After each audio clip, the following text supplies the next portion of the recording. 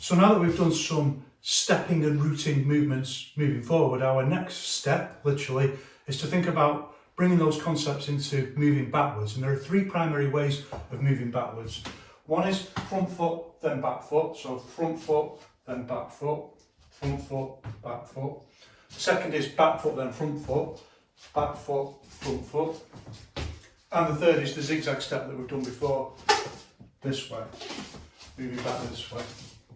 They're not the only steps that we use, but they're the three primary steps that we use. And then from those steps, there's three primary directions. So one is straight back, one is back on an angle one way, and the other is back on the angle this way. We've also got stepping to the side, but we'll think about that another time. So we'll begin with the back foot, and then front foot posture. We'll use the jab again. So 1, 2, like this. And we're still using this pivot rooting. So 1, 2, but there are some fundamental differences, and these are things that you don't necessarily need them to be explicitly articulated. They are things that you develop an understanding of intuitively, and you need that intuitive body knowledge. You need to be able to just do it. So you don't necessarily need to have it explained or it be explicitly stated, but it is useful. And depends what kind of learner you are, but for some people it's very useful to have it explained explicitly. So we'll talk about it and why it's different. The first thing to understand is that when we do our off the spot jab like this, with the pivot rooting, that we're pushing up from the ball of the foot, and the ball of the foot adds stability and it adds a little bit of strength and power because we can be quite explosive with the phased movement. When we step backwards, that changes, and the amount of force that we press down on from the front foot significantly lessens. Instead, the emphasis of where we're rooting from changes. So even though we're still doing the front foot pivot rooting, the emphasis shifts to the back foot. So as we step, this foot hits the floor, and then if we see here, there's much more of a kinetic chain, if you want to use that term, going down the arm to the back foot, pushing from the back foot. Even though we're still pushing up from the front foot, it's not the same as off the spot. There's far more energy coming up from that front foot, but when we step backwards, there's far more energy and structural support coming from the back foot. And there's a really good reason for this, and it's just the way we balance. So when we're just on the spot like this, we can lift up, we can open this way. We're not going too far back. We're just coming up to the kind of stand-up point and then dropping back this way. So we're not leaning too far back. If we do try and use the same kind of pivot rooting with a step backwards, there's two things that happen. One is that we lean too far backwards, and the other is that we lose the flow. So one, we don't want to go, the only way to do it really with the same kind of front foot rooting would be to go 1 and then step and then do the pivot rooting. 1, 2, 3. 1, 2, 3, and then we lose the speed, because what we want is to be able to move back fast this way. So we don't want to do it like that. But secondly, we don't want to lean too far backwards. So if we try and do it like that with the pivot rooting and push up, because we're going backwards anyway, we push up, and it's very hard also to get that at the point where you need to be pushing up off the floor. You're stepping backwards, so it's very hard to push into the floor. See there, as I'm moving back into the pivot, my foot's moving backwards. It's dragging on the floor like that, so it's hard to push down and drag it back at the same time. It's a very odd movement. See how far you lean back with it, and you're already going backwards, so it makes you quite vulnerable. So just kind of intuitively and instinctively, this posture is altered. So what we do is 1, 2, and we push more from the, even though this pivots up a little bit, it's actually pushing forwards from the back foot, and we stay leaning forwards a little bit more. So we can kind of bridge like that. So it's almost like, you can practice it like this. That's good exercise, by the way, for practicing all your punches. If you've got a punch bag or someone to hold the pad or something like that, and just practicing off one leg, so like crosses off one leg like that. So you just learn how to, or jabs off one leg, and just learn how to bring the root into it. This is exactly the same kind of thing, and you can practice it like that. lifting the front foot up. And that's also useful for kicks and things like that. But the important thing is that the weight emphasis is being taken off the front foot. It's been put on the back foot, and there's a little bit of lean forwards into there, which can change into a little bit of push energy. So from the 1, 2, 1, 2, just lean forwards with it a little bit. You just kind of learn how to do this. So this goes very light, and the push comes mostly from the heel, in fact. You just try and time it. If you do it slow, time it so as the heel drops, the punch lands, and you just lean it a little bit forwards like that. And that's how you do it, and that's the difference between the stepping forward front foot pivot and the stepping backwards front foot pivot. The reason we do the step this way usually is because it's faster and it's safer. So this, like when you do it this way, is a little bit of an odd movement. We don't do too big a step like this. It's just, if you've seen the video that I've done on footwork, we just call it 1 unit. So it's like the distance between your feet and your normal stance. You're just about doing that distance. So you're only ever opening this far, which is still fairly standard. If you get swept, you've still got a little bit of resilience, but it's always a risk anyway. You've got to move, you've got to do something. It just allows you to move back with a little bit more safety in the posture. And that's a little bit of a different, we'll come to that in a moment. So I do it again this way. I can feel myself, it's the back foot that's pushing into the jab. If I lift the front foot up, I can really feel it like that. And the front foot's just adding just a tiny little bit of guiding stability. So it's a big change from the off the spot front foot pivot. It's broadly speaking the same thing with the hook punch, but it's not quite the same. So there's some differences that we need to understand. So first of all, when we do it with the hook, there isn't quite the same amount of drag back. So if you see with the jab, it's quite a big drag back into the posture this way when we step. So we're dragging back about that much. With the hook punch, there's less drag back. We'll do it first. There's less drag back. It's a shorter movement because you leave your leg out a little bit further with a hook. Just because of the nature of the posture, because you're twisting around this way, you need it to be rooted a little bit more stably, so you need a slightly wider stance. Again, these are things that you just intuitively develop as you're practicing, but I think it's very useful to have them articulated because there's so much misinformation out there about this stuff. So you're twisting with the hook, you just kind of intuitively make a little bit of a bigger movement, a little bit of a bigger stance. And to do that, you just don't drag your foot back as far as you would do with the jab this way. Secondly, the heel comes up higher because you're just getting more of a twist on the jab, hook.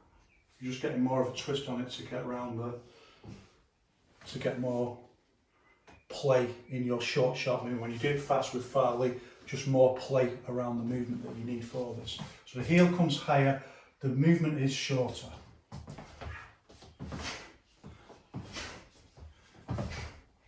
And it's a little bit of what we call the kickback route, which we will talk about later on, where the foot just, rather than dragging it, just kind of goes back, just kicks back into the, you see it more easily when you just do that with your foot, but it just kicks back a little bit onto the ball of the foot like that, rather than dragging back like the jab does. So again, jab and hook, it's just a little bit of a different movement.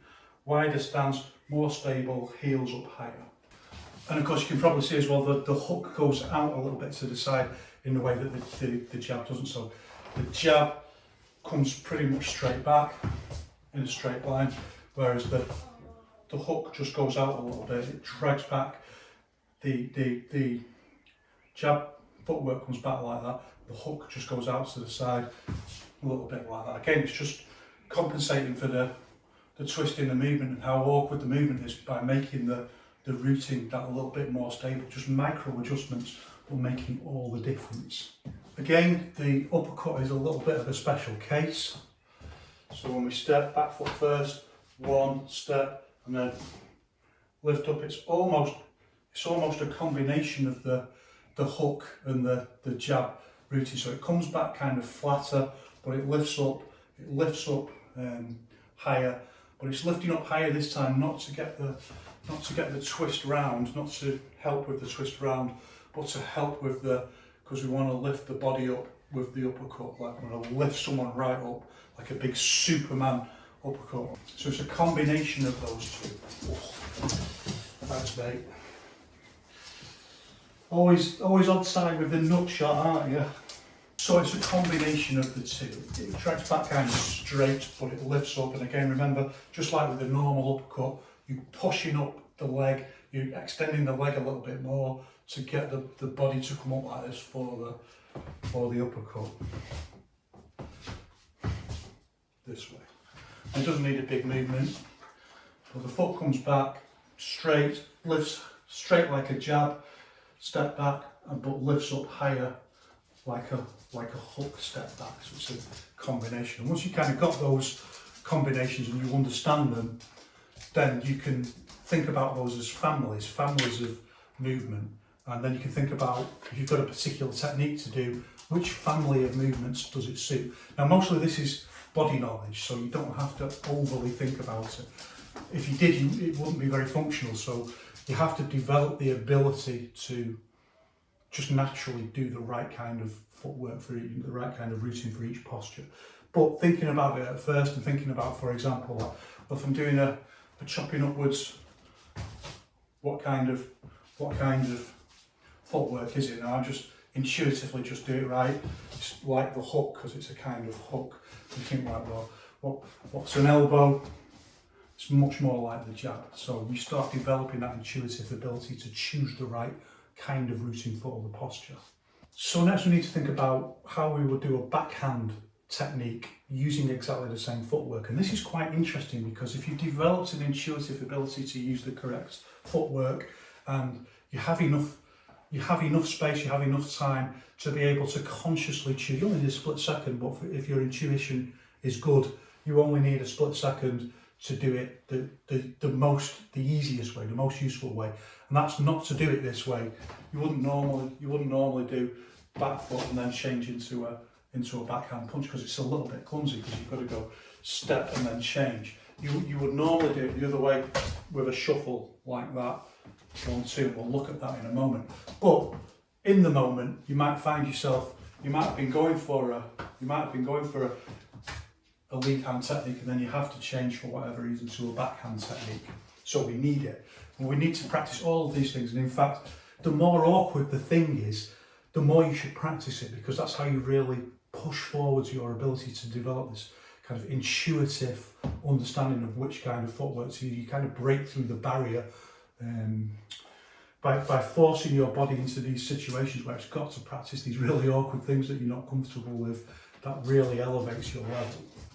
How we do it? Well, it's fairly straightforward. Like I say, it's just a kind of an awkward movement, but we just do it 1, 2, and then we change into the back pivot routine. So we step, and then as we're going through the posture, then we just change into the back pivot routine as per normal. Then all the same rules kind of apply, because it's almost just like doing them off the spot. There's not that much difference, apart from your front foot is further out, obviously, because you've stepped.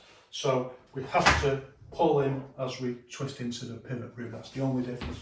And you can practice that on its own like that.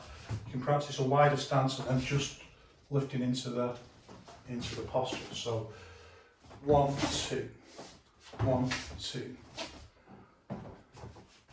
Like this, 1, 2. So slide back the front foot on the ball of the foot. 1, 2.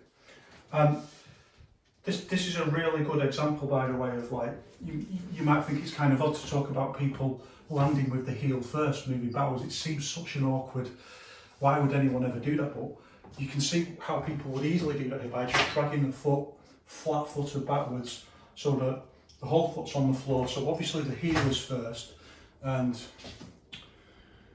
you know, a lot could go wrong with that, and it depends what kind of heels you've got on. If you've got a bit of a Cuban heel, that can easily just catch and lift your front foot up like that. Or you could catch on something on the floor or something like that. So the technique is you lift the heel up slightly as you drag back on the ball of the foot. And then just drop it down again as you drop into the hit. So again, it's a kind of a flow motion. 1, 2 like that. If I exaggerate, you can see what I'm doing. 1, 2 like that. But you do it as a really small movement like that. Backhand hook punch is broadly speaking the same, but there are some slight differences. Most important one being both feet will turn in slightly like that. So with the straight cross, you move back and the back foot turns in, but with the hook, both feet will just turn in. The back foot will turn in a little bit more, and the front foot will just turn in a little bit more. And again, it's a stabiliser stance. If you think about your feet like 2 prongs pushing out like that, it's just, you can feel it naturally. The structure of the legs, the structure that they're forming just makes a stronger posture when you do it this way. So as we step back, remember the back foot first, 1, and then you need to turn in a little bit more to get the correct posture. Otherwise there'll be too much tension, you can't release force in the same way.